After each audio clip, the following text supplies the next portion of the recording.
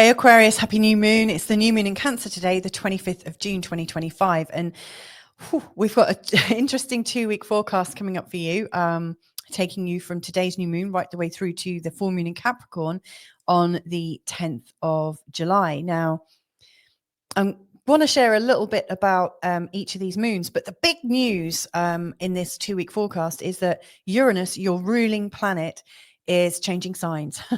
Now, he's been in the sign of Taurus since 2018 and permanently from 2019, but now he's coming into Gemini for a short while before dipping back into Taurus. And then from April of 2026, he's going into Gemini for good. Now, this is going to be an interesting time. He's one of your ruling planets. And so he absolutely has an influence on what's going on for you. Moreover, he's going to be in a fellow air sign. So I see this as being really the start of something quite special. So there's that going on. And yeah, these two moons, let me tell you a bit about these. So the new moon is in the sign of Cancer. Usually a time when it's kind of fluffy and all about comfort and security and family goodness. And yet at this moment in time, a lot of astrology is underneath the scenes. It's kind of all about truth coming up. It's coming out of every kind of hole and crack in our defenses right now. There's all these little truths coming up and creating a bit of chaos around us. And so I do think this is quite an unsettling new moon, but with, I think, I think it's representing our desire to find safety and security at these slightly confusing times. And this full moon that we're working towards, it's heavy. It's heavy in the sign of Capricorn. It's encouraging us to work much harder than usual. It's quite destabilizing. It's testing our resiliency. Moreover, it's in a T-square with Chiron in the sign of Aries. So there's some really deep stuff coming up around the time of the full moon. It's a time when we might be feeling a little unsteady. So what I'm going to do is pace you through these next 2 weeks from your Aquarian perspective. I'm using a whole sign Western tropical astrological model, which means that there's one sign per house. And if you know the birth chart, there are 12 houses. So I'm going to take you through that wheel.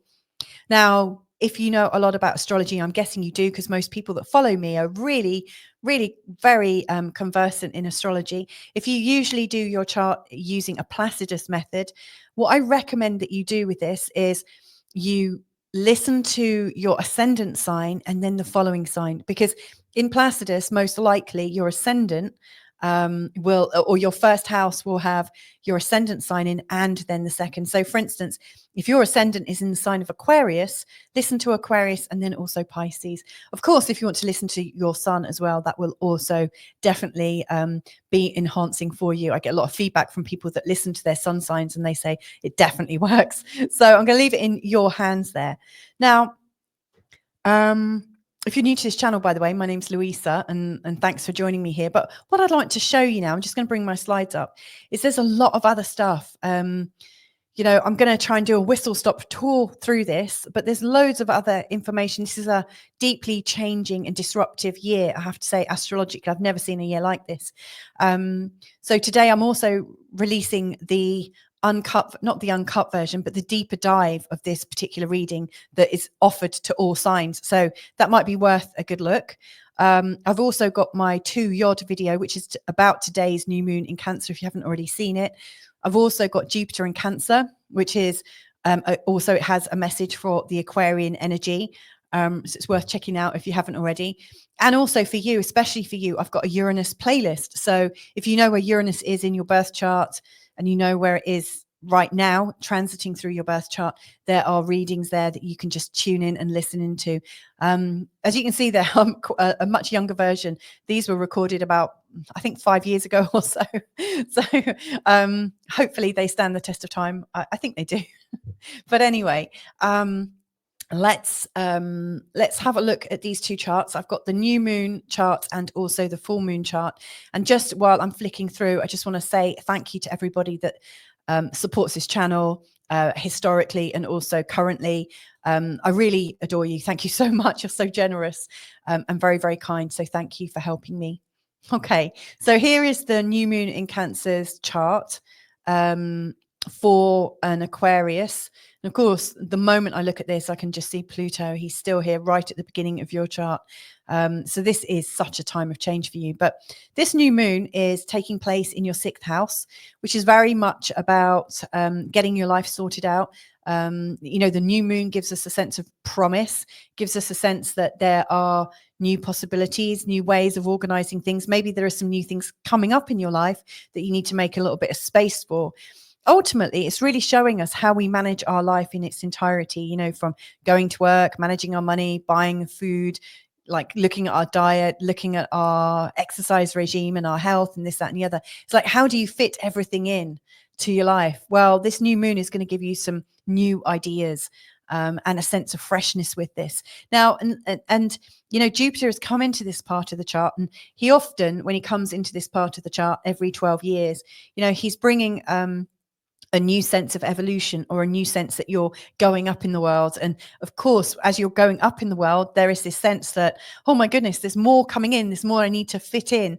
And so you may well find that this new moon, it does feel a little bit crowded, and you might have to let go of some things that just really aren't matching the current vibrational frequency that you're running your life from. This is really about getting your vibration and frequency right, letting go of that's past, but embracing all the new stuff that's coming in. Don't be afraid. Don't try and juggle both, because you'll be diluting this goodness, and that would be a real shame. So yeah, there's a real sense of your life is building up towards something. Now, if we go to the full moon, and the moon is going to go right the way on this journey over the next 2 weeks. So the new moon, the full moon ends up in the 12th house, and the sun is still in the 6th. It's interesting because when the moon goes through the 12th house, we often feel quite tired.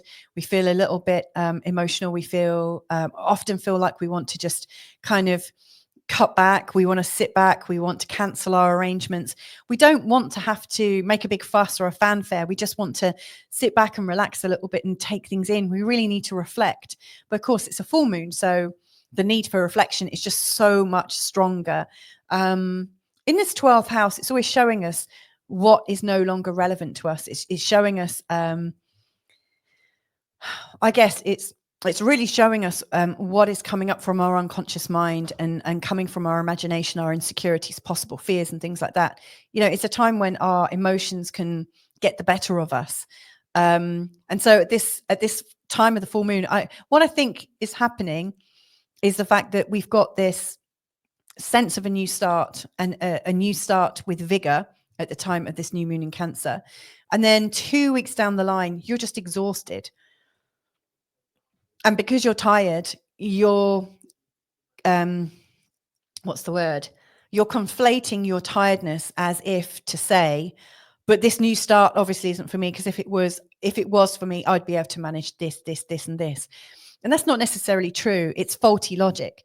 I think you get off to a really good start and it gets really, really exciting, and then you just run out of steam a little bit.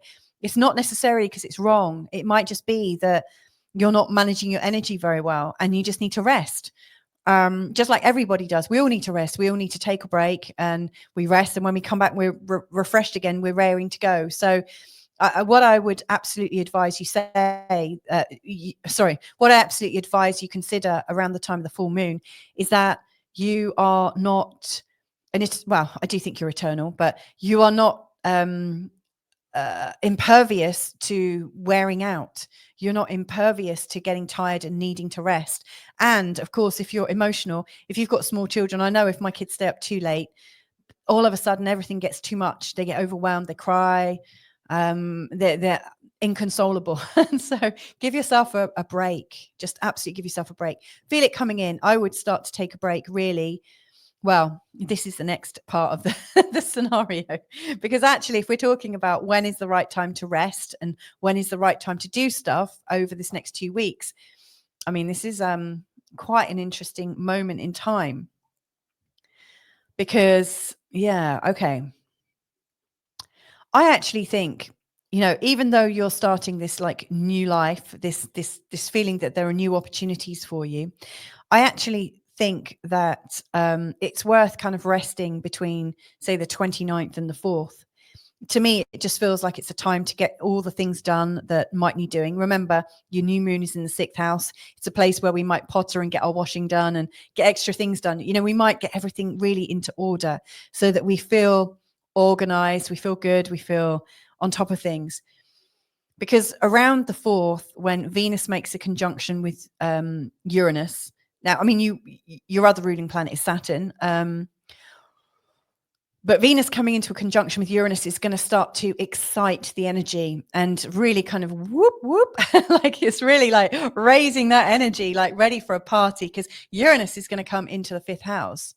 And it's going to, I think, create some fun, some definite fun. I'll share a story with you. Forgive me, I'm going to make this a bit longer, but the I've got a different ascendant, and the year that Uranus crossed over my 5th house, it was also a time when there was Jupiter and Uranus at the same point, and they crossed over my 5th house together. And that was the year I met my husband. We started a family that very same year, got engaged, moved house. My whole life changed. It was non-stop. It just like that. Boom, there was this whole new story, that I was now a mum. You know, I had a very, very different life, and now boom, I've got a whole new kind of energy. This 5th house is about children. It's about what you're birthing into reality, and it's also about new romance. If you're single, this Uranus energy coming across could be really, really exciting, especially seeing as Venus is helping him. Venus is like the warm-up act. You know, Venus is coming in, she's coming up to Uranus, giving him a bit of a squeeze, a bit of a hug, and walking past and kind of saying, you got this. And then Uranus comes just a few days later, it comes into the 5th house, and Venus has totally warmed it up for you, really, truly. So yeah, I think you should get your life in order before this happens, because, you know, if you are looking for a new relationship, this could be a really exciting time for you. But, you know, if you're in an existing relationship, this could also show a new sense of freshness coming up for you. And of course, if you've got to fart around trying to do all the things you haven't got done, then you're going to waste that time, this beautiful new freshness coming into your 5th house. The 5th house isn't just about relationships and sex, although that's quite good, and having children. It's also about like what is bringing you joy right now, what is lifting you up. And so as Uranus and Venus come through, you might have this beautiful creative idea, this beautiful new philanthropic idea, or a new idea for a business, or something creative that is lighting you up and going to change your world. So yeah, please rest before this happens. And of course, you know, as you're coming up to the full moon, and yes, you might be a bit overwhelmed, because I do think things are going to start to change quite quickly for you. Just rest up. You know, once that moon goes through and into your 1st house again, you'll be back in control. You'll be back in your body again. So I'm going to leave that there, Aquarius. I mean, I hope that's helpful for you. Much quicker than I was expecting, actually, given all the subjects I wanted to talk about. I don't know. I whizzed through that. But if you like the way I talk about astrology and these new changes that are coming up for you, these new changes that you might want to take advantage of and ride the waves of, then you might consider joining in my membership. So every new moon, every full moon, I do 2 extra forecasts for my members using exactly the same charts. I will talk about love and all relationships in your life. And also I'll do a forecast about your career, your ambition, your mission, your purpose. So you get 2 forecasts every 2 weeks. It's a really comfortable space, you know, where people can stop by and comment on the videos. And it's a place where I can interact with the people that matter the most, you know, my supporters. I also do a Monday, Tuesday, Wednesday, Thursday, Friday forecast. So there's a forecast for each weekday. I also, there's a lovely Zoom meetup that we do every 2 weeks. So again, you know, every 2 weeks you'll be invited to a Zoom call. And we'll have, these are some of the topics we've spoken about already. And people come with their charts and we chat, and we talk about, you know, what is bringing you joy right now, what is lifting you up, and what is bringing you down. So and we're all sharing and learning together. To me, this is a really open and beautiful space where I don't want to blow it up too much, but to me, real miracles are happening, like we're sort of trusting each other and really coming forwards in our understanding of astrology together. I think it's really powerful. And what's really nice at the moment, we've got Shaman Whitney Mullings, who is running a new moon and also a full moon ceremony just before the days, so that we can all meet up and get into the energy of it. We had one last night, in fact, and it was really powerful. So if this sounds like something that you might really enjoy, that might really be your jam, then just check out the links below. It's all in the description field. Just look for the Feel Good Astrology community. Other ways that you might be assisted right now, there's a link for a new WhatsApp astrological assistant. If you want to try it out, just click on the link and you can have a few goes. So hopefully that's helpful to you. I do think there's a lot of change coming up for sure. This is such a big time for you. So sending you loads and loads of love, Aquarius, so much love. And, if I can be of help, just check out all my offers below. Lots and lots of love to you. Catch up with you real soon. Bye for now.